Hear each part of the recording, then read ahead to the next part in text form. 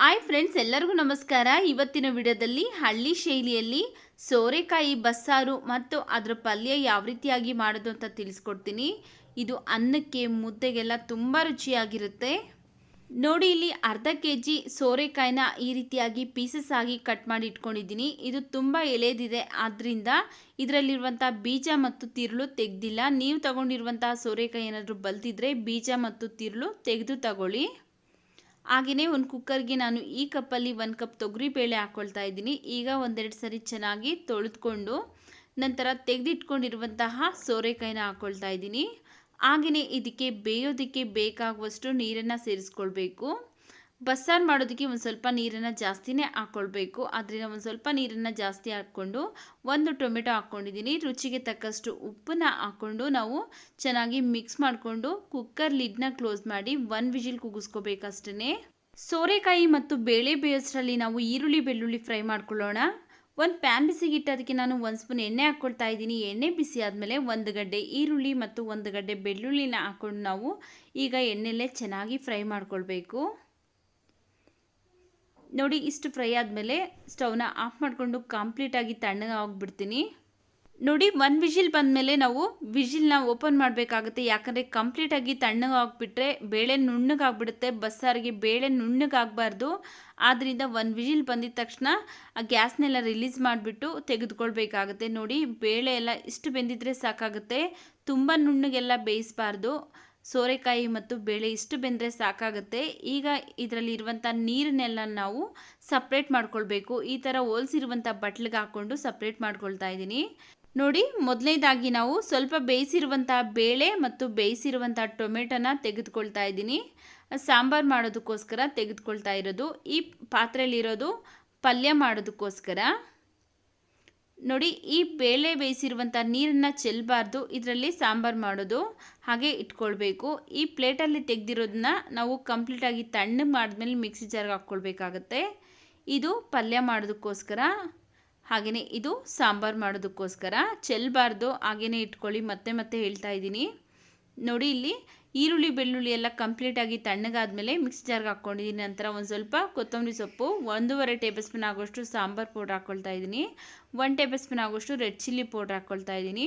ಒಂದು ನೆಲ್ಲಿಕಾಯಿ ಗಾತ್ರದಷ್ಟು ಹುಣಸೆ ಹಣ್ಣು, ಹಾಗೆಯೇ 2 ಸ್ಪೂನ್ ಆಗೋಷ್ಟು ಹಸಿ ಕೊಬ್ಬರಿ ತುರಿ, ಹಾಗೆಯೇ ಮೊದಲೇ ತೆಗೆದಿಟ್ಕೊಂಡಿದ್ರಲ್ಲ ಬೇಳೆ ಮತ್ತು ಟೊಮೆಟೊನ ತಣ್ಣಗಾದ್ಮೇಲೆ ಇದಕ್ಕೆ ಹಾಕ್ಕೊಳ್ತಾ ಇದ್ದೀನಿ. ಹಾಗೆಯೇ ಇದಕ್ಕೆ ನಾನು ಬೇಳೆ ಬೇಯಿಸಿರುವಂಥ ನೀರನ್ನೇ ಸ್ವಲ್ಪ ಹಾಕ್ಕೊಂಡು ನುಣ್ಣಗೆ ಗ್ರೈಂಡ್ ಮಾಡ್ಕೊಳ್ಬೇಕು. ಬೇರೆ ನೀರು ಹಾಕೋದಕ್ಕಿಂತಲೂ ಬೇಳೆ ಬೇಯಿಸಿರುವಂಥ ನೀರಿನಲ್ಲೇ ಸಾಂಬಾರು ಮಾಡೋದ್ರಿಂದ ರುಚಿ ಚೆನ್ನಾಗಿರುತ್ತೆ.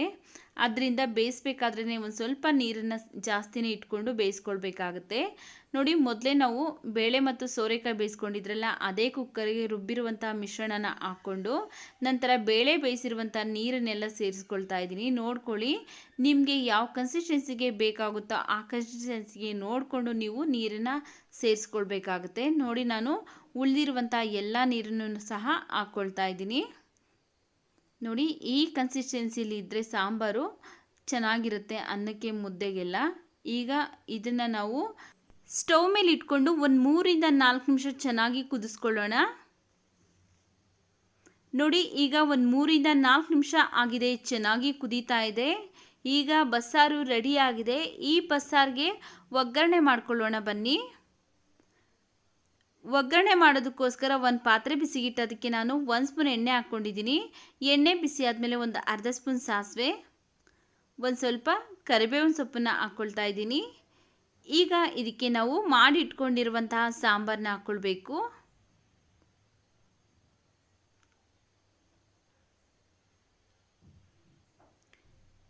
ನೋಡಿ, ಈಗ ರುಚಿಯಾದಂತಹ ಸೋರೆಕಾಯಿ ಸಾರು ರೆಡಿಯಾಗಿದೆ. ಅನ್ನಕ್ಕೆ ಮುದ್ದೆಗೆಲ್ಲ ತುಂಬ ರುಚಿಯಾಗಿರುತ್ತೆ. ಈಗ ಸಾಂಬಾರು ರೆಡಿಯಾಗಿದೆ. ಇದನ್ನು ಸೈಡ್ಗಿಟ್ಟು ನಾವು ಪಲ್ಯ ರೆಡಿ ಮಾಡ್ಕೊಳ್ಳೋಣ. ಪಲ್ಯ ರೆಡಿ ಮಾಡ್ಕೊಳ್ಳೋದಕ್ಕೋಸ್ಕರ ಒಂದು ಪ್ಯಾನ್ ಬಿಸಿಗಿಟ್ಟು ಅದಕ್ಕೆ ನಾನು 2 ಸ್ಪೂನ್ ಎಣ್ಣೆ ಹಾಕ್ಕೊಂಡಿದ್ದೀನಿ. ಎಣ್ಣೆ ಬಿಸಿ ಆದಮೇಲೆ ಒಂದು ಸ್ವಲ್ಪ ಸಾಸಿವೆ ಹಾಕ್ಕೊಂಡಿದ್ದೀನಿ. ಸಾಸಿವೆ ಎಲ್ಲ ಸಿಡಿದ್ಮೇಲೆ ಒಂದು ಸ್ವಲ್ಪ ಕರಿಬೇವಿನ ಸೊಪ್ಪು, ಹಾಗೆಯೇ 2 ಈರುಳ್ಳಿ, ಒಂದು 4 ಒಣಮೆಣಸಿನ್ಕಾಯಿನ ಕಟ್ ಮಾಡಿ ಹಾಕ್ಕೊಂಡು ಇವಿಷ್ಟನ್ನು ನಾವು ಈಗ ಎಣ್ಣೆಲೆ ಚೆನ್ನಾಗಿ ಫ್ರೈ ಮಾಡ್ಕೊಳ್ಬೇಕು. ನೋಡಿ, ಇಷ್ಟು ಫ್ರೈ ಆದ ನಂತರ ಮೊದಲೇ ನಾವು ಪಲ್ಯಗಂತ ಎತ್ತಿಟ್ಕೊಂಡಿದ್ರಲ್ಲ ಬೇಯಿಸ್ಬಿಟ್ಟು ಬೇಳೆ ಮತ್ತು ಸೋರೆಕಾಯಿನ ಅದನ್ನು ಹಾಕ್ಕೊಳ್ತಾ ಇದ್ದೀನಿ. ಹಾಕ್ಕೊಂಡು ಈಗ ಚೆನ್ನಾಗಿ ಮಿಕ್ಸ್ ಮಾಡ್ಕೊಳ್ಬೇಕು. ನೋಡ್ಕೊಳ್ಳಿ, ನಿಮ್ಗೇನಾದರೂ ಉಪ್ಪು ಸಾಕಾಗಿಲ್ಲ ಅಂದರೆ ಈ ಟೈಮಲ್ಲಿ ಪುಡಿ ಉಪ್ಪನ್ನು ಹಾಕ್ಕೊಂಡು ನಾವು ಚೆನ್ನಾಗಿ ಮಿಕ್ಸ್ ಮಾಡ್ಕೊಳ್ಬೋದು. ನೋಡಿ, ಚೆನ್ನಾಗಿ ಮಿಕ್ಸ್ ಮಾಡ್ಕೊಂಡ ನಂತರ ಈಗ ಇದಕ್ಕೆ ಒಂದು ಸ್ವಲ್ಪ ಕೊತ್ತಂಬರಿ ಸೊಪ್ಪನ್ನ ಕಟ್ ಮಾಡಿ ಹಾಕ್ಕೊಳ್ತಾ ಇದ್ದೀನಿ. ಹಾಗೆಯೇ ಒಂದು 2 ಸ್ಪೂನ್ ಆಗೋಷ್ಟು ಹಸಿ ಕೊಬ್ಬರಿ ತುರಿ ಹಾಕ್ಕೊಂಡು ಚೆನ್ನಾಗಿ ಇವಿಷ್ಟು ಮಿಕ್ಸ್ ಆಗೋ ಥರ ಮಿಕ್ಸ್ ಮಾಡ್ಕೊಳ್ಬೇಕು. ಮಿಕ್ಸ್ ಮಾಡಿಕೊಂಡು ಸ್ಟವ್ನ ಆಫ್ ಮಾಡ್ಕೊಳ್ಳೋಣ.